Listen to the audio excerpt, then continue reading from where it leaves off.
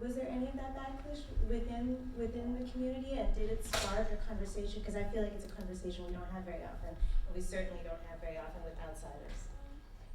With my aunts not wanting the story of my dad abusing my mother to come out, we had a little argument, a little fight that we didn't talk for a couple of days. But I told her that I understand where she's coming from, because it's hard. That's my own father, and I'm letting his dirty out. But this is something that is true. And in order to help others, I have to be true to everyone. I have to be honest. And it was hard. Like, for you, it must have been hard having your Puerto Rican side, the dirty out there. But this is reality, and this is life. And we gotta be honest with people and know that what happens is happening for a reason. And that's exactly what I told my aunt. I'm like, this is my story, my life. This is what I saw, and this is what I know. And I had to let it out there. I think most people reacted positively to her, but I mean, there was this whole other side of this, involving, Juan Ruiz and his family. And I mean, and Johanna knows, because we talked about this, how hard it was to sit down with his mother before the story ran and talk to her, because, she really, really cared about Johanna, but this was her son who had done this, and the kind of dynamics there. And, I found her slipping into this part of the conversation where she was reacting and trying to look to blame, saying, well, maybe she shouldn't have been coming over here so much to make him crazy. And I was I wanted to be like, are you crazy? But, I'm just sitting there taking notes, because I saw that kind of come out of her, where she was looking to really blame somebody for what, her son had done, because she didn't know what to do with it, even though her husband had been terribly, terribly abusive to all of them.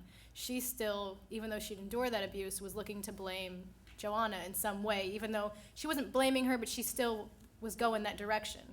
Laura, on your side, was there any backlash on the reservations in any way?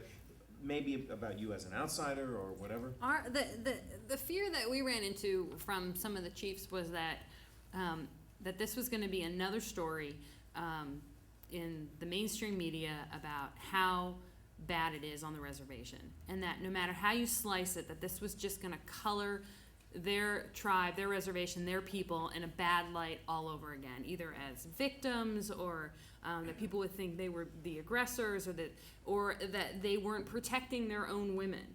And that was, I felt like, the biggest hurdle we had.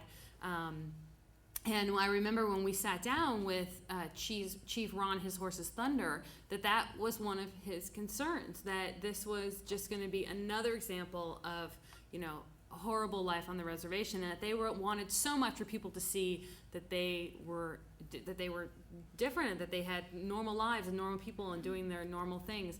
And it was sort of a matter of talking about what she was saying, this is the greater issue here, and something needs to be done. And I think that the moment when I realized that he was totally on board and was going to grant us access, I don't even know if I can say this right, but he said,